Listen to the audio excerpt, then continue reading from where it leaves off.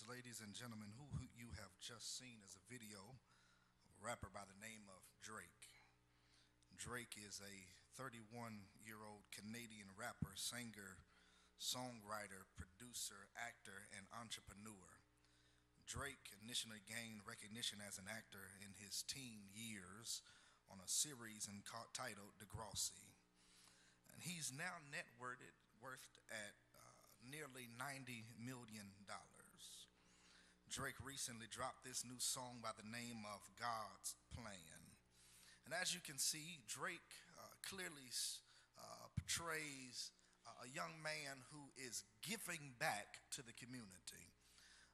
Though it may not have a beat that some of you all are used to, the message is one that is good. Drake, here it is. Drake, as you can see, gives thousands, hundreds of thousands of dollars in scholarships. Drake goes to the grocery store and tells everyone that their bill is taken care of. Drake gives low-income communities vans and buses for transportation.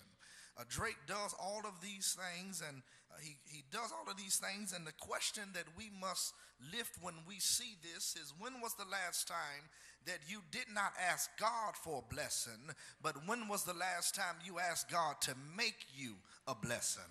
If you're going to help me, you can come on and chime in now. Here it is. The same reflection is in our text today. We're met with a man by the name of Paul. Paul is writing to the church of Philippi. This city of Philippi was a Roman colony governed by Roman laws and Roman rules. The original city is named after a fellow by the name of King Philip, who's noted for its gold and farming. There in Philippi, they had fertile ground. The first church founded in Europe was planted by Paul in Philippi on his second missionary journey. After Paul moved on to Thessalonica, the Philippian believers sent him support. 5 years later, while on his third journey, Paul visited Philippi on his way to Corinth. And then he returned to them on his trip. There's a deep love between Paul and the people of Philippi. You got to understand what's going on in the text today. At this time of Paul's writing, Paul is writing to the church of Philippi not while he's on some paradise, but he's writing to them while he's in prison. And Paul shares with the church, he says, while I'm in prison, while I'm on this house arrest, they send Paul aid, they send Paul help while he's locked up. They sent one of their own men to encourage Paul in his prison moments. The journey of Philippi to Rome usually took about a month, and this man made a month's journey, probably by foot, to come see about Paul. And here it is. Paul shares with them. Paul says to the man, he says, on your way back, I need for you to take this mail. He says, UPS won't deliver it. He says, but take this letter back to the church of Philippi. This is what Paul tells the church of Philippi. He tells them, number one, to explain his circumstances to his friends that were concerned about them. Paul says, tell them I may be in prison, but I'm all right. He said, tell them they may have my body, but they ain't got my mind. He says, number two, tell them that, here it is, to thank them for being so generous to him while he's been locked up. He sends a letter to encourage them in their Christian life. Listen, Paul is in prison, but he's still encouraging other people. Here's the question I want to live. Can you encourage people even when you're in your own prison? I know some people that when they get down, when they get in some situation, they don't want to talk about the Lord. They don't want to minister to somebody, but sometimes you have to minister even when you're in your own mess. But then finally, Paul sends this letter, here it is, to encourage them to keep the unity in the church. Paul says, I'm not there. He says, I'm on lockdown. He says, but the church must go on. And he says that the church has to stay together. He says, I need for y'all to have unity in the church. And let me tell you, if there's ever a time we needed unity in where we are now, we need it now. We need unity in our churches. We need unity in our churches. We need unity in our children. When you see children going from school to school and shooting one another, it's a testament that we need unity in our school. It's been only a few days in 2018 and only 18 and already we've experienced 18 shootings in school. My God, we need unity in our companionship. Husbands and wives need unity.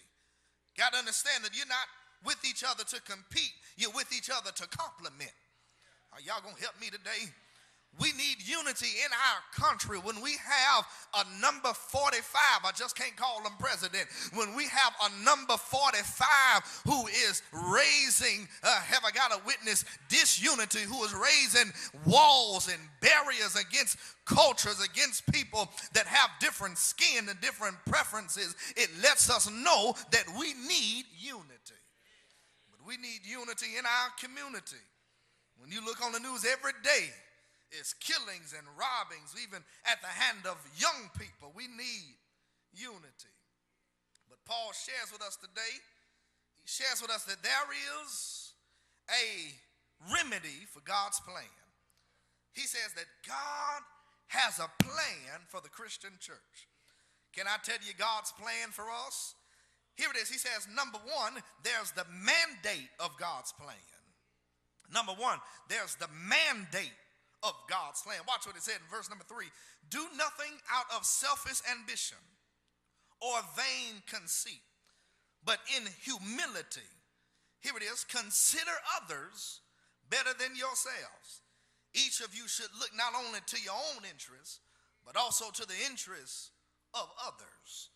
So Paul, what is the mandate that you're trying to teach us? Paul says the mandate is number one, selflessness. Let the church shout selflessness. Watch what he says in verse number 3. Here it is. Do nothing out of selfish ambition or vain conceit, but in humility consider others before yourself. Paul says, don't do nothing just so your name can be called. He said, don't do nothing just so you can get the glory. He said, do nothing so you can get a pat on the back. He says, what you ought to do is when you do something, you ought to do it out of the humility. You ought to do it because you want to be a blessing to somebody else. Here's what Matthew 6:2 says. So when you give to the needy, do not announce it with trumpets, as the hypocrites do in the synagogues and on the streets, and to be honored by others. Truly, I tell you, they will receive their reward. Paul says that when you help somebody, you ain't got to tell everybody. Have you ever met people that when they help you, they want to tell everybody? They'll tell you it's just between you and them, but by the time have I got a witness, I mean, everybody know that you've been helped. You should never help to be seen, but you should always be seen helping. Can I say that again? You should never help to be seen, but you should be seen helping. Here it is. True help is helping people that you cannot expect a return from. Yeah. Because if you expect something from it, that's not you helping me, that's a favor. But when you're helping somebody, you're helping people that you know cannot return the favor. That's true help. He said the mandate is selflessness, but not only is it selflessness, but number 2, it's service. Watch what it says in verse number 4. Each of you should look not only to your own interests, but also to the interests of others.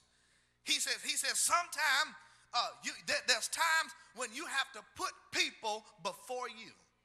And I know that's hard because we live in a society, if it's me, my, and mine. If it ain't connected to me, I ain't bothered with it. I ain't got time for it. But that's why God can't bless some people, because he cannot find you responsible over your blessings. There's some people who praying, God, enlarge my territory. Give me greater. God said, you're not even faithful over what you got now. How am I going to give you more than... Am I making sense today? God says that you ought to be willing to put people before you. He says this, you were not saved to be served, but you're saved to serve. Oh, you're saved to serve. This is even Jesus at the Last Supper, when supper was being ended, the Bible says that he showed his disciple about service when he washed their feet. He says it's about service. And watch what Ephesians 5:21 says, submitting yourselves one to another in the fear of God. Submitting yourselves one to another in the fear of God. That's a word that we don't really like to talk about. We really don't like to talk about submission. But God says that if you're going to be of service, if you're going to fulfill my plan is that you have service one to another, and that you submit yourselves one to another. But can I keep reading since I'm there? Watch what verse 22 says. Wives, I'm about to help some folk right here. Wives, submit yourselves to your husband as you do to the Lord. For the husband is the head of the wife. Women, don't cut me off too soon. I'm going somewhere. As Christ is the head of the church, his body, in which he is the Savior. Wives, submit yourselves to your husband. Paul is saying that here it is. What you have to do is understand that God has an order. Have I got a witness? God has an order, and the wife is supposed to submit herself to the husband as he gives leadership, as he follows the Lord. But let me push a little further, players. Let me talk to the men that don't know how to lead. Have I got a help in here? Because while men is talking about I'm the head, the women are the neck, and the head can't turn until the neck says so. Have I gotten the help in the building?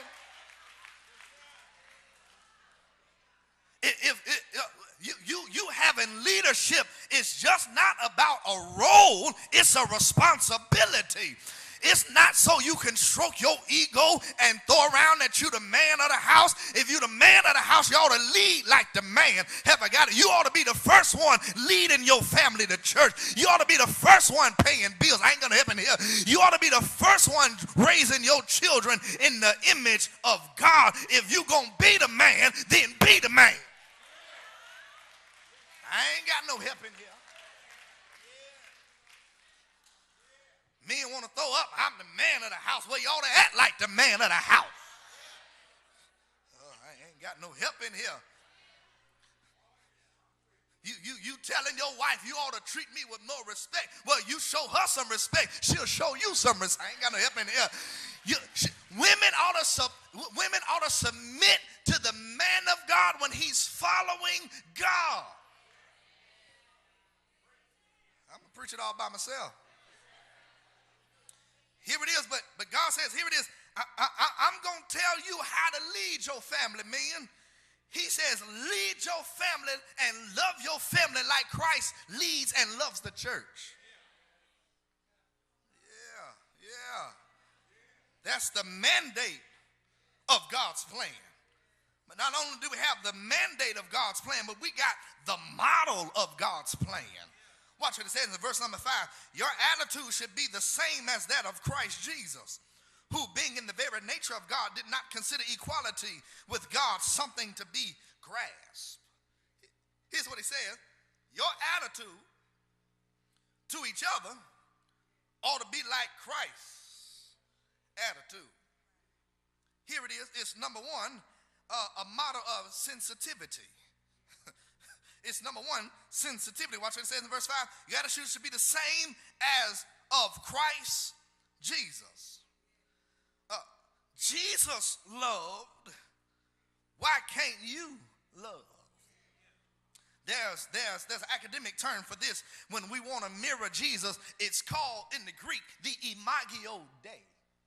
It's when you become the reflection or the image of God. It's when you look in the mirror and you see God through the mirror.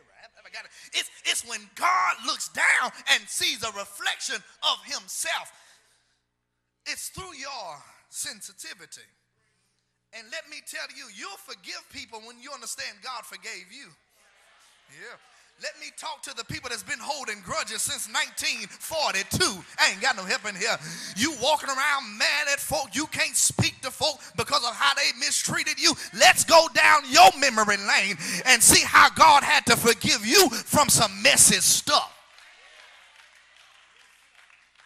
Y'all ought to be sensitive when young girls walk in, maybe not wearing what they're supposed to be. Y'all ought to be sensitive when young men come in not acting like they supposed to, because here it is, the same God that was gracious and merciful and patient with you is the same God that's gracious and merciful, and I ain't gonna help in here. So many times we get spiritual amnesia and forget where we've come from, forget what we used to do. We tell young folk you shouldn't do it. You would do it if you could. You would drink it if you could mix it with your medicine. I ain't got no help in here. You wear it if you can still get in it. You would drop it like it's hot, but it's cold now. You ought to be patient with folk.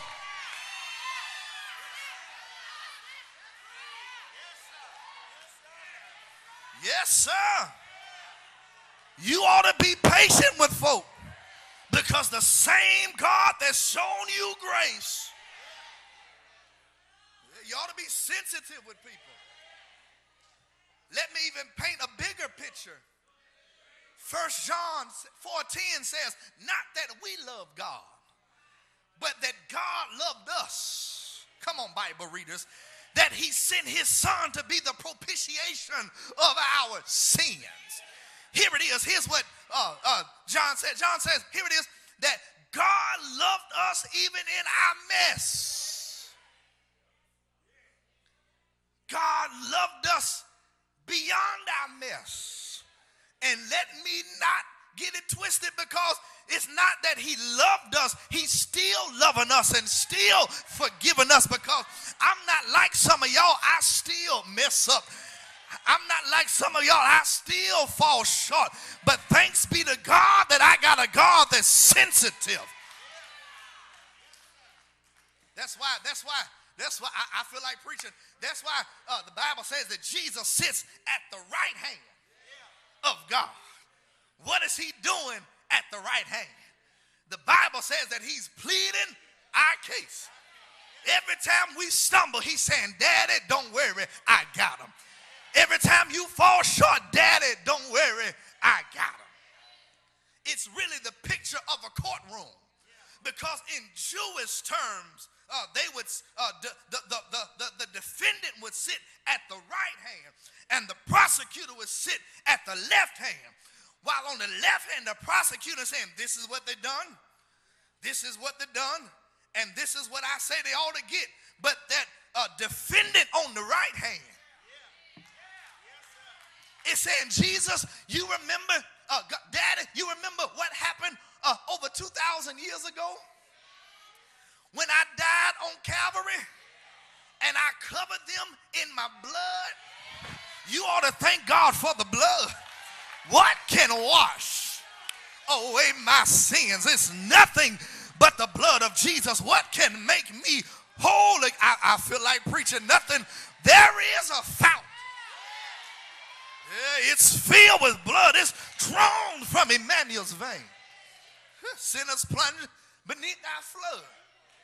Lose all the guilt and stain. Thank God that we got somebody on the right hand that's pleading our case. He says the model is you got to be sensitive. He says number 2, you got to have submission.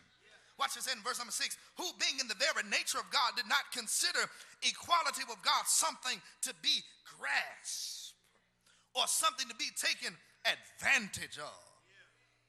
Here it is.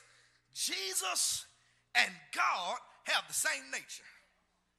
Got to tell you that even though Jesus is 100% human, he's also 100% God. He's 100% humanity, but he's also 100% divinity. He's come from God, and he's went back, and he's gone back to God. He was with God in the beginning. He didn't just show up in Bethlehem. He's always been around. Can I preach it like I feel it today? He didn't show up in a stable. He was present in Genesis chapter 1. In the beginning, God said, let us, y'all gonna help your boy, let us make man in our image. Jesus always been around. He was around when the 3 Hebrew boys was in a fiery furnace, and King Nebuchadnezzar put them in a furnace and turned it up 7 times hotter than it was, and went back to sleep, woke up the next morning, cut on his Keurig, drunk his coffee, went down to the fiery furnace, looked in and said, wait a minute, it did not put 4 in? Did I put 3 in? Why does it look like 4? Here it is. The 4th one looks like the Son of God. He's always been around. Here's what the old preacher, he always have been. Always will be. He was set up from everlasting to everlasting. Station one man. Does not, I feel like preaching, does not change. He says, even though all of that, even though he was there when God stepped out on nothing, reached back into nothing, grabbed something and said, let there be light. Even though he was there then, he did not use that as an advantage. He submitted himself unto God. Here's the question I have. If Jesus can submit, what's your excuse? If Jesus can be a servant, why can't you be a servant? But that brings me to my next point. It's sensitivity, it's submission, but watch here, it's servanthood. Watch this in verse number 7. But made himself nothing, taking the very nature of a servant, being made in human likeness. But made himself nothing. This is a picture of Calvary. You remember the 4th word when Jesus asked, my God, why hast thou forsaken me? And Jesus and God never said nothing. You know why God didn't say nothing? It was because when God looked at Jesus, all he saw was sin. He saw the sins of the world and could not stand to look at them. Because whenever he looked at them, he saw our sins. It's servanthood. Jesus took the nature of a servant, left his kingdom in glory, took off his royalty, wrapped himself in flesh. I'm preaching better than y'all witnessing. Walked among sinners, let sinners wash his feet, put the sins of the world on his shoulder. Here's a man that was born perfect, lived perfect, died perfect, got up perfect. And can I tell you, he's coming back in perfection. This same Jesus took off his royalty and put on human flesh. Took off his daddy's clothes and put on our clothes. Came and made human likeness. Here's what he did. He came down through 42 generations and went to Calvary for you and I. It's servanthood. God ought to see you serving. When was the last time you had a Drake experience? When was the last time that you blessed somebody else? When was the last time that you just paid it forward? When was the last time that you just helped somebody and wasn't looking for anything in return?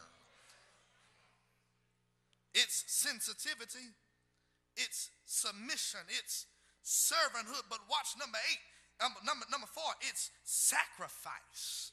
Watch what verse 8 says. Here it is. And being found in an appearance as a man, he humbled himself and became obedient even unto death, and to the cross. How far does your sacrifice go? What's the limit to your sacrifice? Can I tell you, God would never tell you to do anything that he's not done himself. So many people have a problem sacrificing, but do you not know Jesus sacrificed for you? It amazes me how people can't even sacrifice their time for the Lord. They're too busy. Their schedules are too crammed. They can't sacrifice. They can't even sacrifice their talents. God has given some people gifts on top of gifts and on top of gifts, and they use them in the secular world. Have I gotten the witnesses to make money, but can't come to the ministry and sacrifice the same talent? He wants you to sacrifice your time. He wants you to sacrifice your talent, but he wants you to sacrifice your treasures. You ought to be willing to give God the 10% that he is due. You ought to give God his tithe and his offering that he's demanding, because can I tell you, you cannot beat God's giving. No matter how hard you try, the more you give, the more he'll give to you. And let me talk to the givers in the house that can testify, the more you give, the more he gives it to you. You give it this way, it comes back this way. You give it that way, it comes back this way. God has a boomerang blessing when you give it unto him. It's about sacrifices. It was there on Mount Moriah. I feel like preaching. It was there on Mount Moriah when God told Abraham, take now your only son, Isaac. Take him to a mountain on the Mount of Moriah and sacrifice him. And here it is. Here it is. Abraham takes Isaac and the boys, takes them to the mountain. But before he goes up, he tells the boys, stay behind. Me and my son are going to go worship. But watch this. And then we going to return. He had the faith that if God brings me to it, he can lead me through it. Goes up to the mountain of Moriah, and the Bible says, Isaac lays there. Says, Daddy, I see the altar. I'm having more fun than y'all having. I see the wood. I see the fire. I see the dagger. But where is the sacrifice? And that father raises up that dagger, getting ready to take his son's life, and he heard something that said, Abraham, don't take your son's life, for there's a sacrifice caught in the thickets. Here's what the Lord was telling him. The first sacrifice ain't going to be on Mount Moriah, but it's going to be on a hill called Calvary.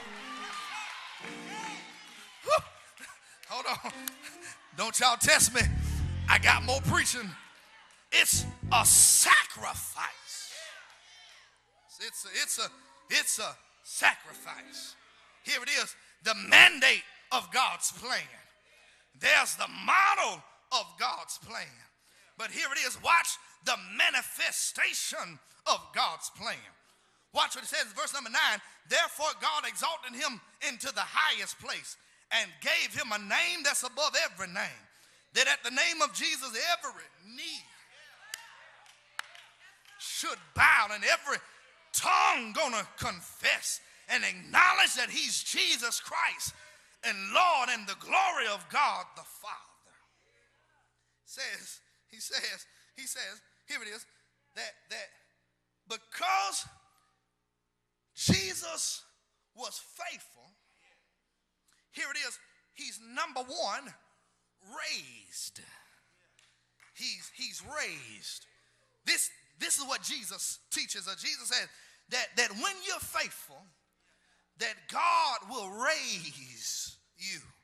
Watch what James says in 4:10. Humble yourselves before the Lord, and he will lift you up. He says, humble yourself before the Lord, and he'll lift you. You know, you got to watch letting folk lift you. I ain't got no help in here. You got folk that'll lift you today and leave you tomorrow. I ain't got no help in here. You got to watch letting folk lift you. Don't let folk get you the big head.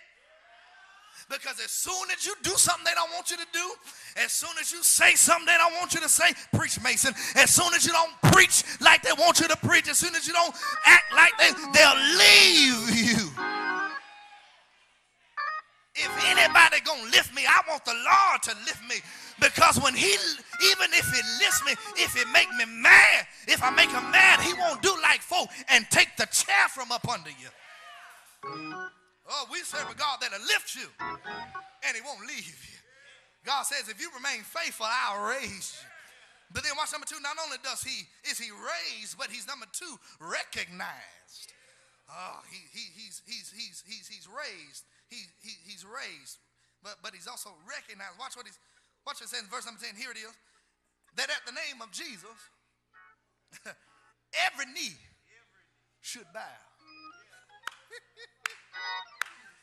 Every tongue gonna confess. Jesus said, God says through Jesus that if you just remain faithful a little while, in due season, in due season. I don't know when your due season is. I'm not going to tell you turn around 3 times and it's your due season. But what I am going to say is when your due season comes, you'll know it. That's why I can handle off season, because I know due season is on the way. Tell somebody, my season's on the way. He's recognized. Watch it. He says, you don't even have to make a name for yourself. He said, I'll do it for you. Because so many people who are so interested in becoming popular, becoming in the in crowd, getting their name lifted. He says, I'll lift your name if you walk right before me. Here's what he told Abraham. He said, Abraham, Genesis chapter 12, he says, leave your country, your people, and your father's household. Go to a place that I will show you. Now, Abraham had to submit to God's plan even when he didn't understand it. Because here it is, God never makes us understand his plan. He just says, follow the plan. Watch what he does. He says, leave your country and your family. That's what you're familiar with. I ain't got no help in here. He says, you're comfortable. He says, I need for you to leave. Then he says, go to a place I ain't told you yet, but while you're walking, I'll show you. Can't you imagine Abraham walking and people asking him where he going? I don't know. Folk thinking he done lost his last mind. Abraham, where you going? I don't know. Where your GPS taking you? I don't know. He just told me to walk. And so he's walking, and here it is. God says, and because you've been faithful, he says, I'm going to make you this into a great nation. He says, I'm going to bless you. I ain't going to help in here. He says, I'm going to make you a great nation. That means I'm going to bless who's connected to you. Don't you know you living on some blessings just because who you connected to? I ain't got no help in here. I ain't living on some blessing because I've been so good. I ain't driving what I'm driving because I'm living so good. I ain't living in what I'm living because I'm walking right. I'm living because I'm connected to a praying mama, a praying grandmama, and a praying granddaddy. That God said that if you walk right before me, I'll bless your seeds and your seeds' seeds. Come on, can you grab your neighbor and just connect them? Tell them, you better get close to me. Tell them, do you know who you sit next to? You sit next to somebody God's got his hands on. And if God bless me, he's going to bless you. If I like when God blesses my neighbor because he lets me know he's in my neighborhood. And there is no secret what God can do, what he's done for others, he'll do it for you.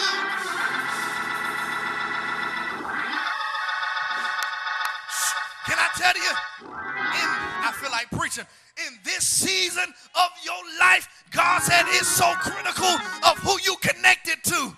He says you can't be connected to everybody. You can't be connected to everything. He said there's some people you got to walk away from, but there's also some people you got to walk with. There's blessings in connection. Can I use the illustration from earlier? Can I use it?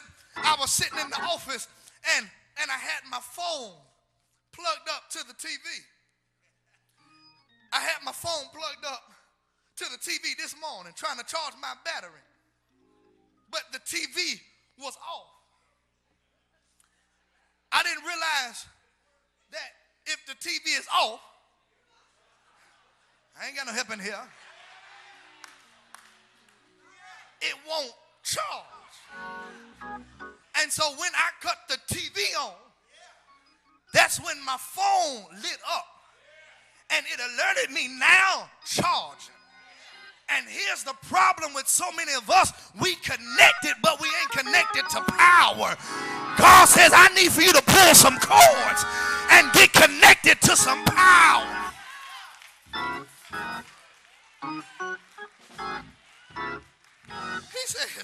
He says, I got connections. Tell somebody, God got connections. He says, but I also got some blessings for you. Let me tell you, if you think you're living now, walk upright before God. If you think you living now, stand in a clean place.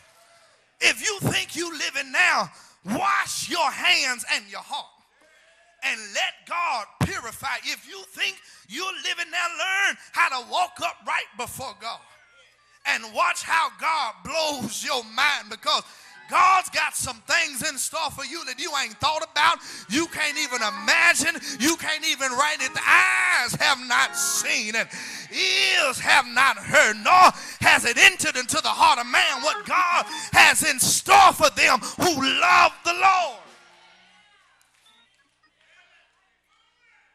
But watch this. Can I give you one more? He says, he told Abraham, and I'll even curse those that curse you. I'm so glad I ain't got to fight my own battles. All I got to do is stand still and see the salvation of the Lord. There's some folk that see you blessed, but they can't do nothing about it. There's some folks that don't want you to make it, but they can't do nothing about it. There's some folks that don't want you to get the promotion, but they can't do nothing about it, because what God has for you, it is for you. And to everybody that tries to block and stop you, God says, I got a curse for them. Touch not my anointing. Do my prophet. You better watch putting your hands and your mouth on children of God.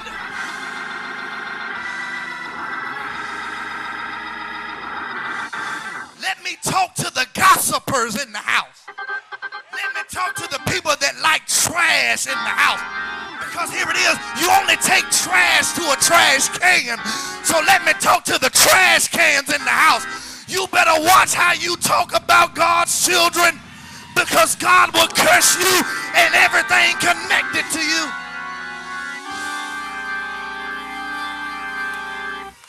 Have I got any help yet? God says, I'll curse those. I'll cut them down if they try to block and stop you. He says, I'm going to make you a great nation. I'm going to bless you. And I'm going to curse those that try to curse you. Let me go and put it out there. You better watch talking about children of God. Yeah, you better watch it. You better watch how you mistreat folk. You better watch how you mistreat folk. Because God will turn your life upside down. Here it is. And Abraham left. Here it is. Abraham went on the adventure, watch the text, at 75 years old. Can I talk to the seasoned saints in the house? Never think it's too late to fulfill God's plan. I don't care how old you are, as long as you got breath in your body, you ought to work for the master. I don't care how old you are, I don't care how long you've been laboring in the vineyard, we don't retire from kingdom building. We may retire from positions, but you don't retire from the work. The work goes on, and at the end of your work day, he'll tell you, well done, thou good and faithful servant. Now let me talk to the people that think what God promised you, you've exceeded the time. It's never too late for God to fulfill his promise in your life. Maybe perhaps God has made you a promise and it's been years ago. And you're asking God, is it my time? I know without a shadow of a doubt you promised it to me. Why hasn't it come to pass?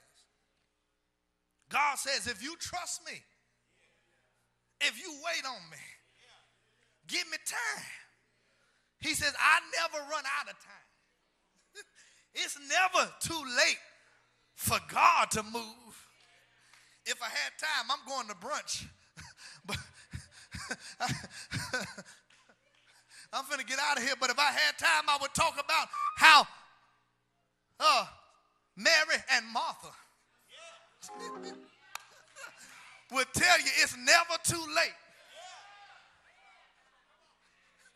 Some of y'all look at me, I'm going to brunch. I'm out of here.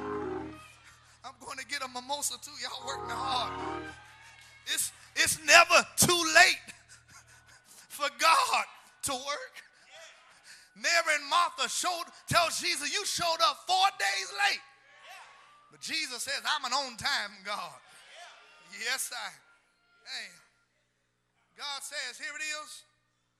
If you remain faithful to me, if you follow the plan, I'll make you great. He says, because my son was so faithful to me. And you got to understand, Jesus had a choice. He could have came down from the cross, but he didn't. He says, because he did it, he's been raised, he's been recognized, but he's also been rewarded.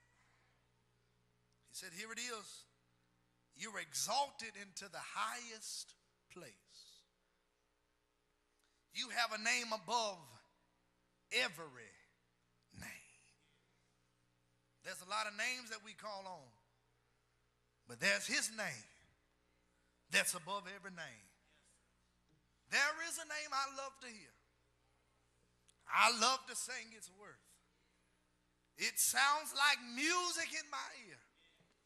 It's the sweetest name on earth. Oh, y'all done went to sleep on me.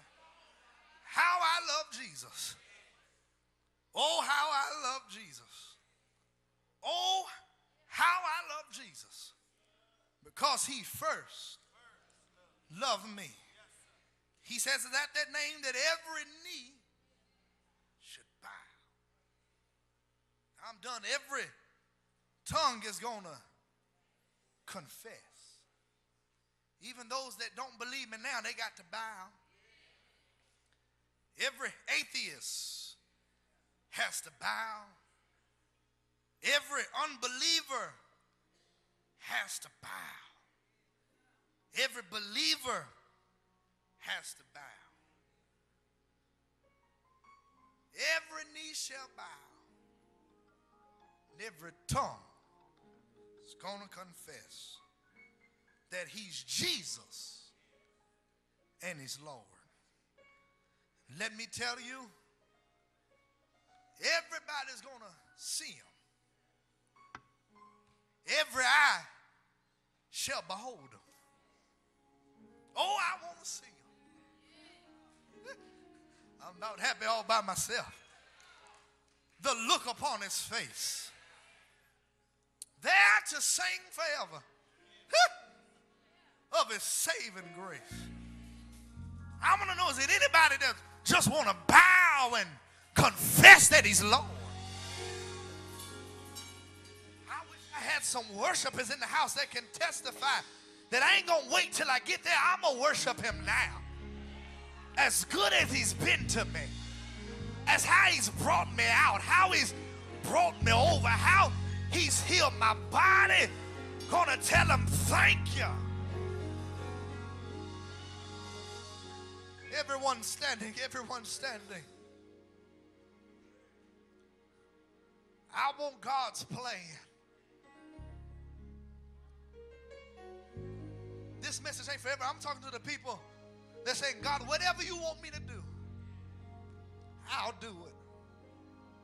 It was in the year that King Uzziah died. I saw the Lord. He was high and lifted up. Train filled the temple. And I heard a voice saying, whom shall I send? Whom shall go for us? And I said, here am I, send me. I'll go. Help me, Alonzo Perry. I'll even go if I have to go by myself. I wish I had some helpers in it. I wish I had some folk that could, if don't nobody else worship God, God, I'm going to worship you. I don't need no praise team. I told them on Friday night, worship, I don't need music. All I need is a memory. Oh, y'all ain't feeling me. I don't need no music to help me. All I need is a memory to think what he's done for me.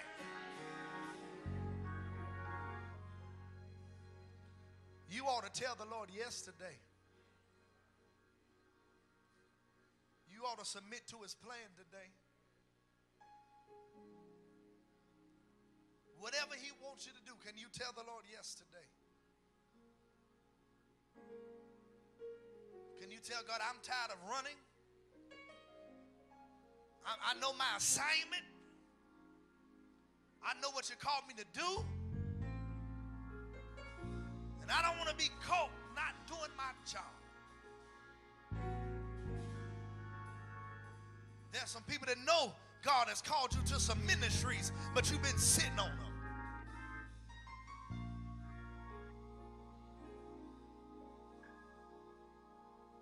God has given you visions and dreams, but you ain't been doing nothing with them. He won't let you sleep at night because you know he's giving you dreams and visions and stuff to do, but you ain't been doing nothing with it. God says, follow me. Accept your assignment. Tell somebody, accept your assignment. Accept your assignment. Whatever God has called you, you ought to accept it today. As our leaders come, you got to make up in your mind that this day forth, God, you get all of my time. Everything else comes second.